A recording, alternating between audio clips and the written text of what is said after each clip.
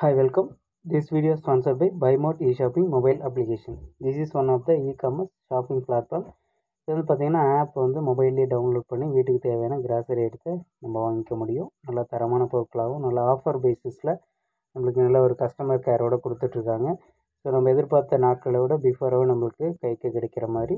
So அதே போல் பார்த்தீங்கன்னா ஆப்போட வியூ பார்த்தீங்கன்னா ஸோ இந்த மாதிரி தான் நம்மளுக்கு ஷோ ஆகும். ஸோ நீங்கள் ஒன்ஸ் விசிட் பண்ணுங்கள், உங்களுக்கும் வந்து பிடிக்கும். ஸோ நம்ம இன்றைக்கி வீடியோவில் எஸ்பியோட மார்க்கெட்டிங் பிளானை பற்றி தான் பார்க்க இருக்கோம். வாங்க பிளானுக்கு போகலாம். ஸோ பேசிக்காக பார்த்தீங்கன்னா இது வந்து டிஜிட்டல் மார்க்கெட்டிங் கான்செப்ட் தான்.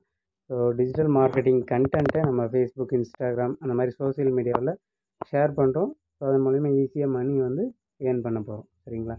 ஸோ இதில் பார்த்தீங்கன்னா பிளான் வேரியன்ட்ஸ் அப்படின்ட்டு 3 கேட்டகரியில் நம்ம வந்து ஒர்க் பண்ண போகிறோம். ஆக்சுவலி இது பார்த்தீங்கன்னா ஒரே பிளான் தான். பட் நம்ம இதில் எந்த கேட்டகரி நம்ம சூஸ் பண்ணுறோமோ அதில் நம்ம இருந்து ஒர்க் பண்ணி சம்பாதிக்க முடியும். ரைட்டுங்களா? ஸோ இதில் பார்த்தீங்கன்னா மார்க்கெட்டிங் எக்ஸிக்யூட்டிவ், அதாவது இந்த கேட்டகரியில் தான் நம்ம வந்து உள்ளே ரிஜிஸ்டர் பண்ணி வர முடியும். ஸோ இது நெக்ஸ்ட்டு பார்த்தீங்கன்னா இண்டிவிஜுவல் மார்க்கெட்டர், தேர்ட் பார்த்தீங்கன்னா மார்க்கெட்டிங் அசோசியேட். ஸோ இது டீட்டெயிலாக கிளியராக என்னன்றதை நெக்ஸ்ட்டு பார்க்கலாம். ஸோ மார்க்கெட்டிங் எக்ஸிக்யூட்டிவ் இது வந்து பார்த்திங்கன்னா 100% ஃப்ரீ தான். நம்ம எந்த ஒரு ஃபீஸுமே பே பண்ண போகிறதில்ல.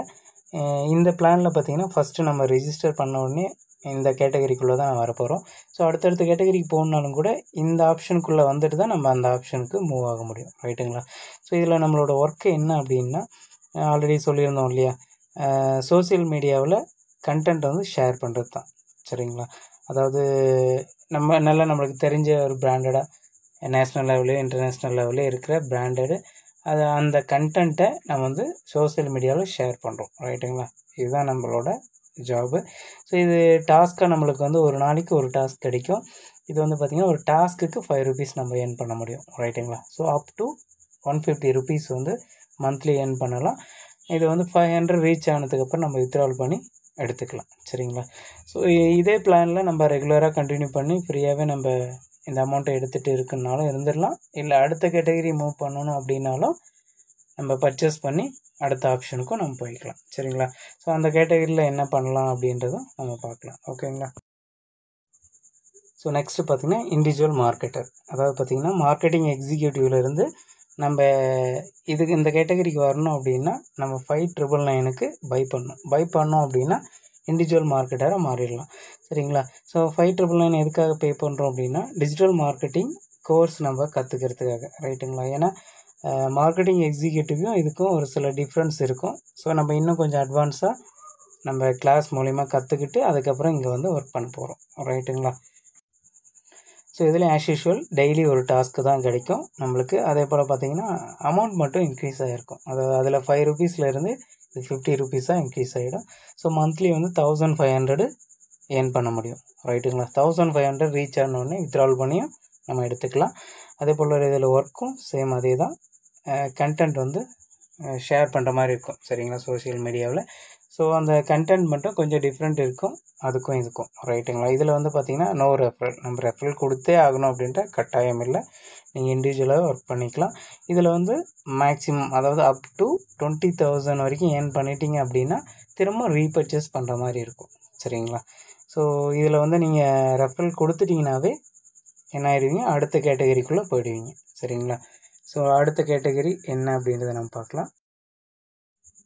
So next category marketing associate. So இந்த கேட்டகரிக்குள்ளே எப்படி நம்ம வரோம் அப்படின்னா, இண்டிவிஜுவல் மார்க்கெட்டராக இருக்கிற நம்ம யாராவது ஒரே ஒரு ரெஃபரல், ஒரே ஒருத்தர் நம்ம கீழே ஜாயின் பண்ணி விட்டுட்டோம் அப்படின்னா நம்ம அடுத்த கேட்டகரிக்கு நம்ம மார்க்கெட்டிங் அசோசியேட்டுக்கு ஜம்ப் ஆகிடுவோம். ஸோ ஆட்டோமேட்டிக்காக இந்த பிளானுக்கு நம்ம மாறிடுவோம்.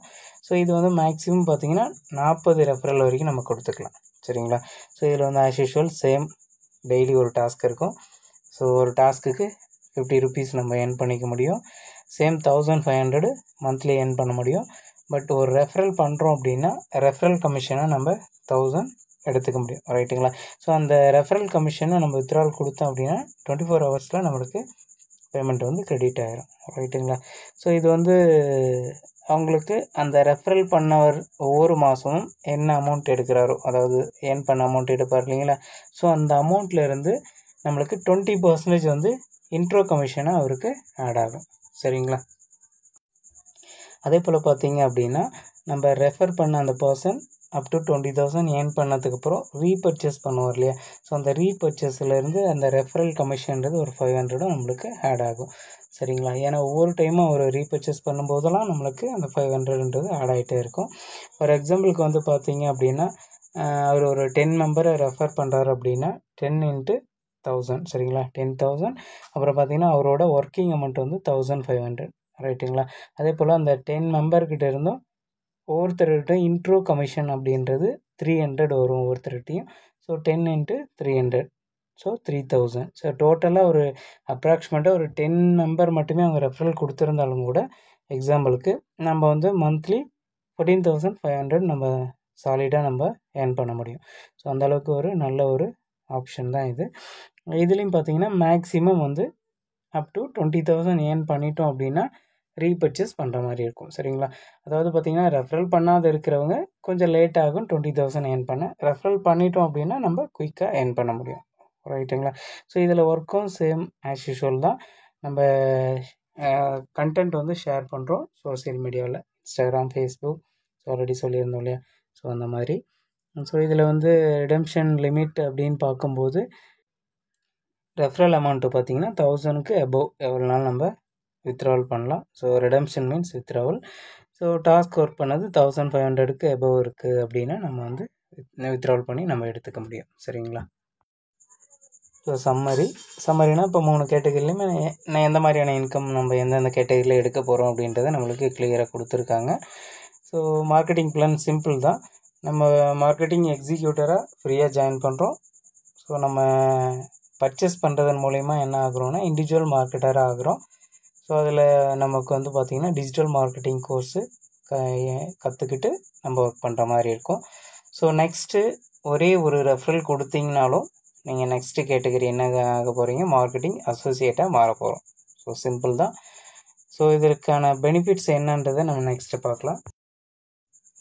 So benefits of purchase.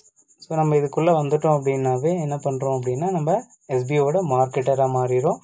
So next வந்து என்ன லேர்ன் பண்ணுறோன்னா டிஜிட்டல் மார்க்கெட்டிங் கோர்ஸ் வந்து நம்ம லேர்ன் பண்ணுறோம் எஜுகோஸ்ட்லேருந்து. ரைட்டுங்களா?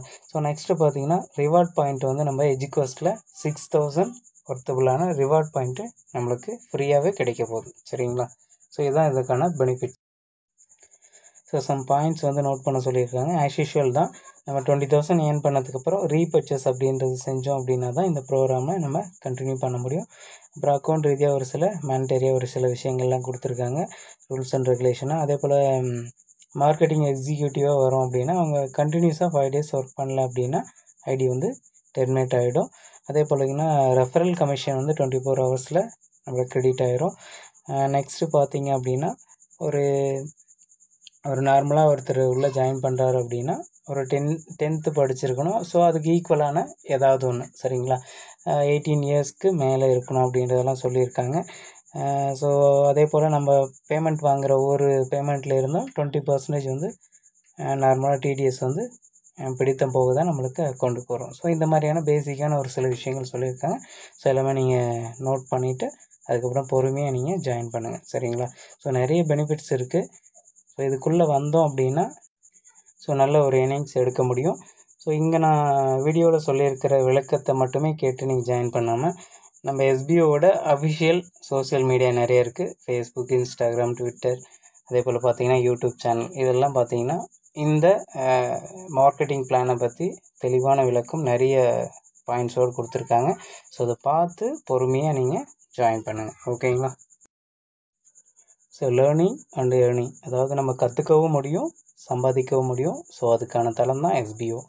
ஸோ தேங்க்யூ ஃபார் வாட்சிங்.